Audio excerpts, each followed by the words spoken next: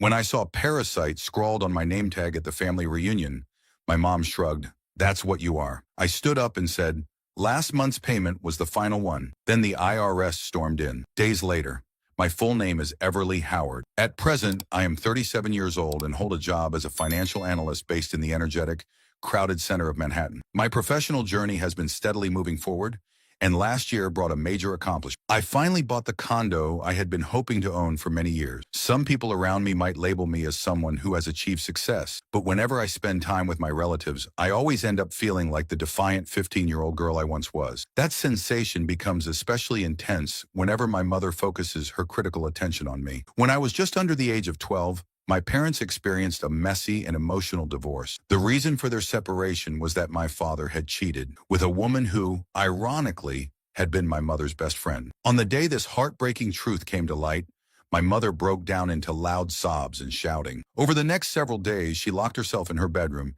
and barely ate anything at all. At that time, many people would remark on how much I looked like my dad. We shared the same shape of nose, the same kind of eyebrows, and even had similar laughter. After their marriage ended, each time my mom looked at me, I imagined she was reminded of how my father had betrayed her. Even as a young girl, I could clearly see the quiet sadness in her eyes. Everly, you really look just like your father, she would often say, though it was never said in a nice or admiring way. Her tone always carried a faint bitterness. Once the divorce was finalized, my father moved far away. In the beginning, we still met monthly, but little by little, we drifted apart. Now we only exchange birthday greetings through cards. When I turned 16, my mother got married again.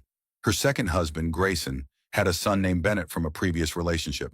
He was 2 years older than I was. After completing high school, Bennett spent about 2 years trying out random part-time jobs and saying he was trying to figure out who he was. Eventually, both of us started college during the same year. He attended a local community college, while I studied economics at a public university with the help of a scholarship. The difference in our school choices only widened the emotional gap between us. After earning my degree, I began working at a financial firm on Wall Street. Bennett found employment with a small real estate office nearby. When we later learned that my mom and Grayson were struggling financially in retirement, Bennett and I both agreed to send them money to help.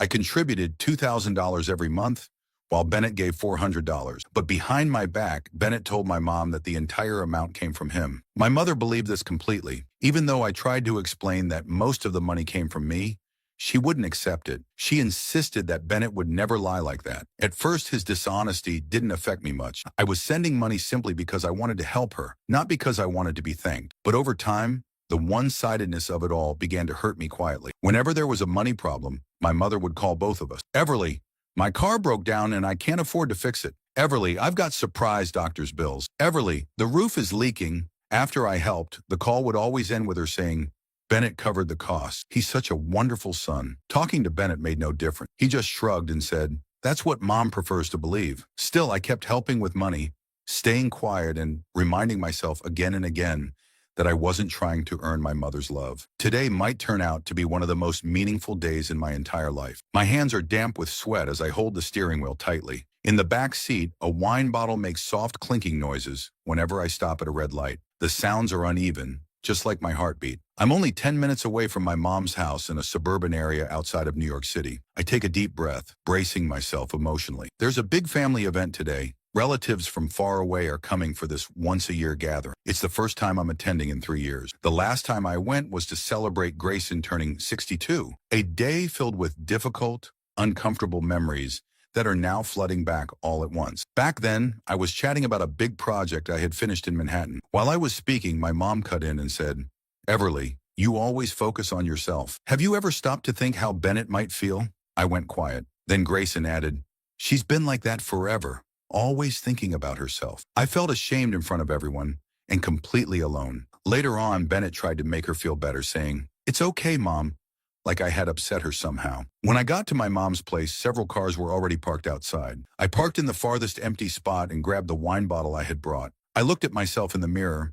smoothed out my beige dress, and straightened my black sweater. I had done my hair carefully that morning, a neat straight bob, but the wind had messed it up a little. I took a slow breath and walked toward the front door, already hearing people laughing and chatting inside. As I opened the door, I saw lots of extended family members. Kids were running everywhere. I could hear adults laughing loudly from the living room. My mom walked into the hallway and said, "Oh, Everly, you came," like she didn't expect me. It felt like she had only sent the invite to be polite, probably thinking I'd put work first and skip the gathering. I answered, "Yes, Grayson sent it to me," and gave a small smile. "I brought this," I added, handing her the wine. She took it and said thanks in a stiff way. "Everyone's already inside. Your name tag is on the table near the door," she said before walking back to the kitchen. Her reaction was just as cold as I had guessed it would be. I walked over to a little table near the front.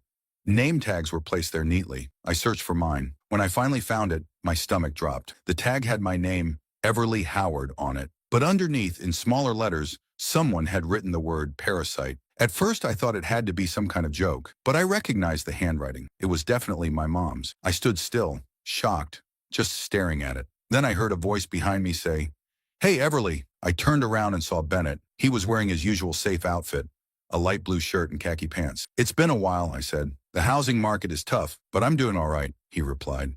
Then he looked at the tag in my hand. His expression changed slightly, like he felt guilty. "So, is this Mom's idea of a joke?" I asked, trying not to sound upset. He just shrugged. "She's been kind of moody lately, especially when she drinks," he said. "I get it," I said, still staring at the tag. All the old feelings of being left out came rushing back. I remembered getting good grades and showing her. She would just say, "That's expected." When I got a college scholarship, all she said was, "Good, that saves us money." When I told her about my promotion, she changed the topic to Bennett. "He'll be a manager soon, too." She had never once said, "I'm proud of you." I took a deep breath. Something inside me shifted. This day was going to be different. I had reached my limit. "You okay?" Bennett asked. "I'm fine," I said with a small smile. "Let's go say hi to everyone." There were about 20 relatives gathered in the living room. Uncles, aunts, cousins, some I hadn't seen in years.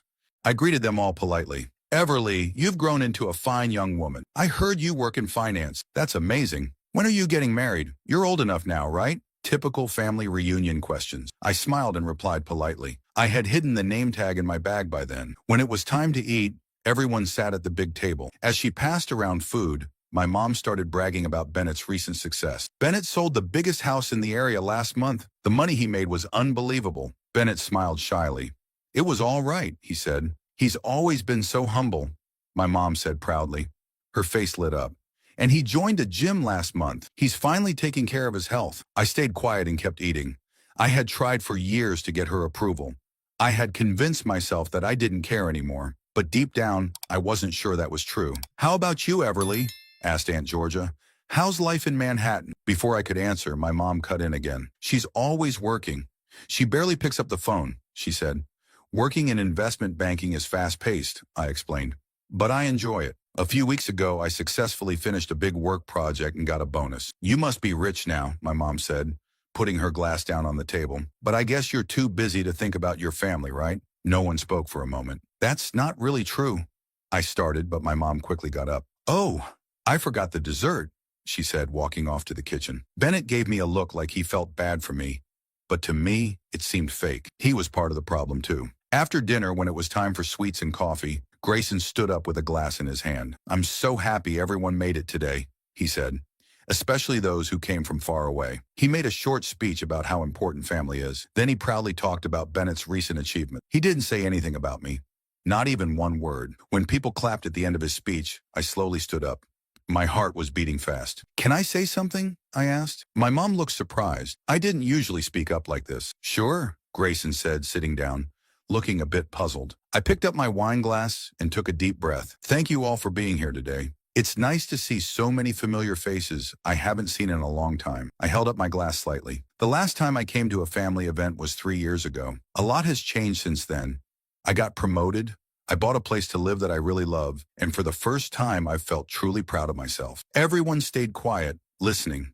My mom held her coffee tightly and looked serious. "But one thing hasn't changed," I continued.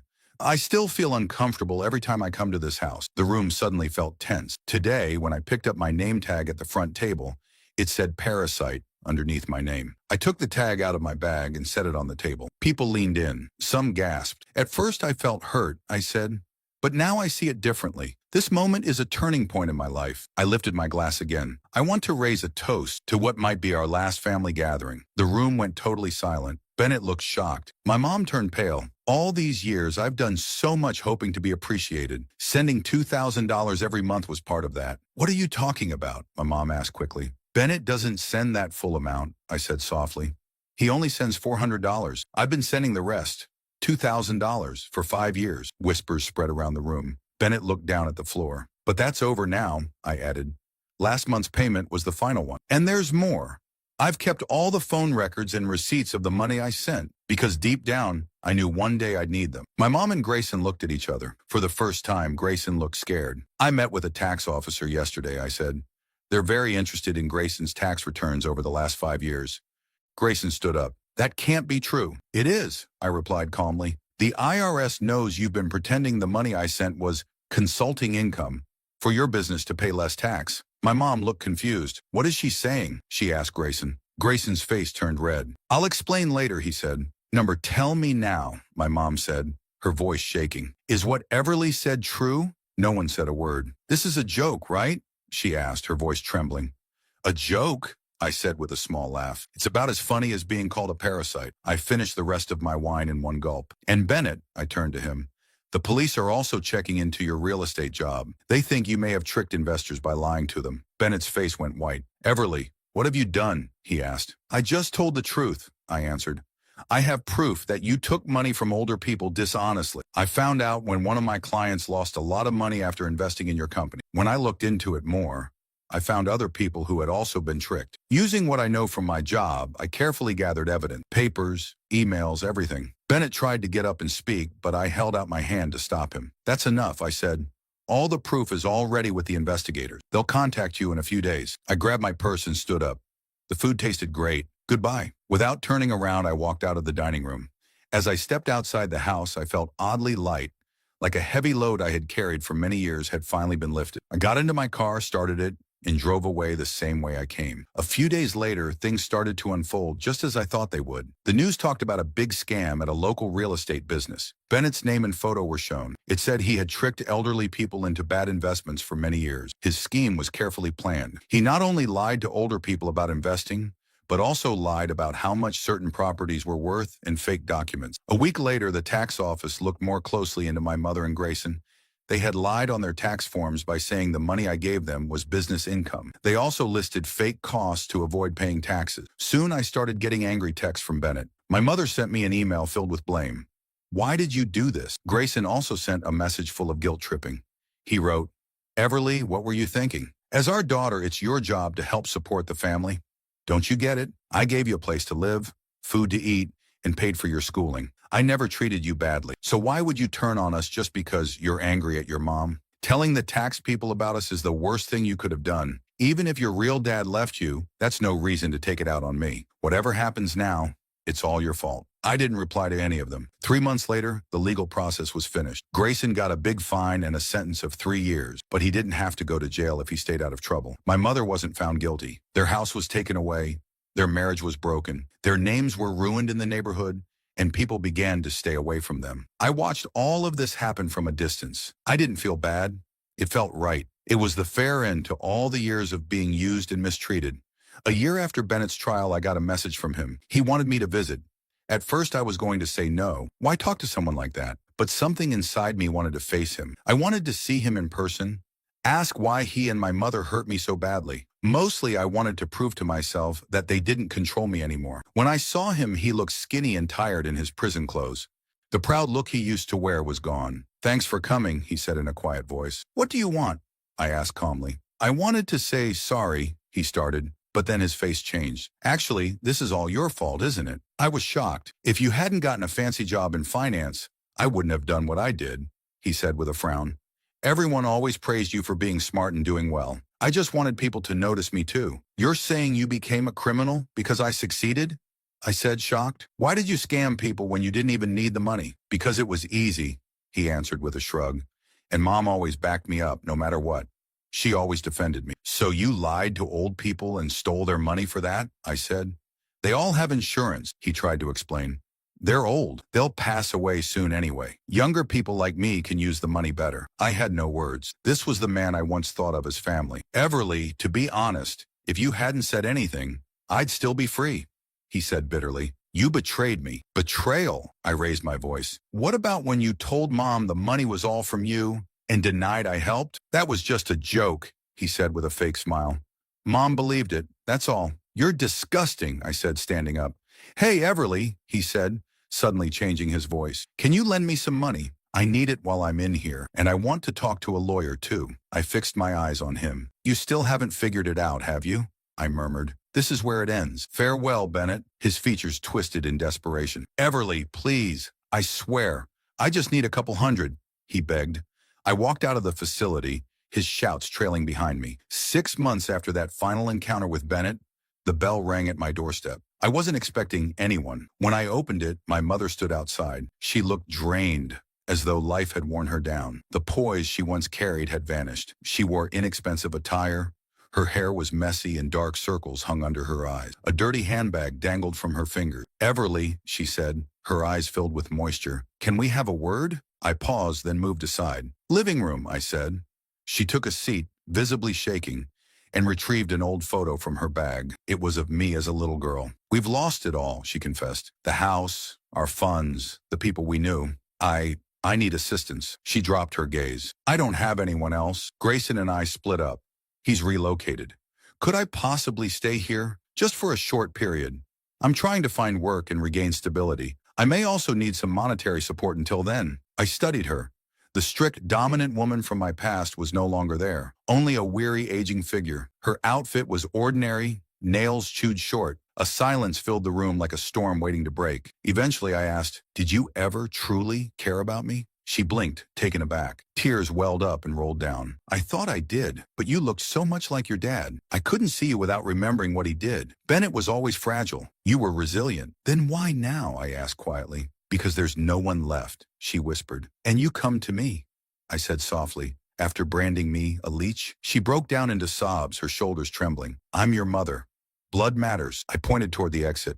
Go, I said gently. I won't treat you the way you treated me, but I won't save you either. You'll have to figure this out alone. She looked stunned, as if her mind couldn't register my words. Goodbye, Mom. I opened the door and she stepped out. She hesitated, possibly wanting to speak again, but I shut the door. Through the window, I watched her pause on the sidewalk before slowly wandering away, lost without destination. There was no sadness in me, just a sharp, almost cleansing clarity, like stepping out of a long, unsettling dream. 5 years have gone by since. Everything is different now. I moved up to a vice president role at my job, made new, meaningful relationships, and finally achieved a dream by launching an organization that helps individuals escape financial manipulation. I severed ties with all of them, my mother, stepfather, and Bennett. Occasionally, I hear bits about their lives. My mother resides alone in a small rental. Grayson works a low-income job somewhere far away. Bennett remains incarcerated. Then one day, a letter showed up at my office. I recognized the handwriting instantly. It was hers. My hands trembled as I unfolded it. Inside, in a rushed, almost angry scrawl, it read, Everly, I will never forget how you ruined everything. I brought you up, and in return, you turned into an ungrateful, cruel person. Bennett had a kinder heart than you ever did. What a curse it was to have a daughter so heartless, just like your father, who abandoned me. You are no different. You destroyed my world and felt nothing. May God punish you. Amelia. Quietly, I dropped the letter into the trash. The past no longer owns me. There's no need to revisit it. This is my present, one of strength and liberation, crafted from everything I survived.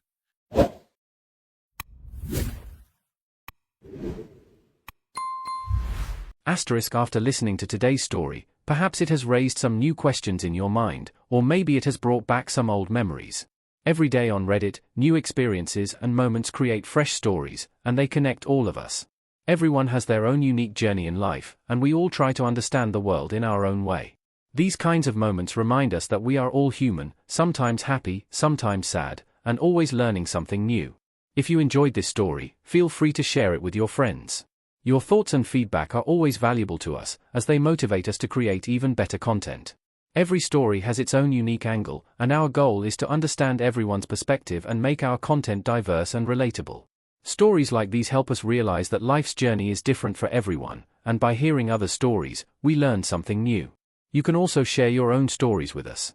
Your experiences are valuable to us as well, and if you enjoyed this video, please leave your feedback. We aim to create content that brightens your mind and gives you new ideas every time. If you've already seen this video before, your feedback is still important. With every piece of feedback, we can improve our content and bring a new perspective to our viewers. Today, what we saw was just a small part of the many stories shared on Reddit and across the world. It's a reminder of how we all try to understand life by sharing our experiences with each other. This video was only an example of how we try to connect with others through storytelling, learning about different sides of life. We hope to continue sharing such stories that help us all learn and grow together. Thank you for your time, and don't forget to keep an eye out for more stories coming soon. If you haven't already, please like and follow for more amazing content. Your support keeps us going, and we will strive to bring you more thought-provoking and heartwarming stories. Until next time, take care and stay curious. **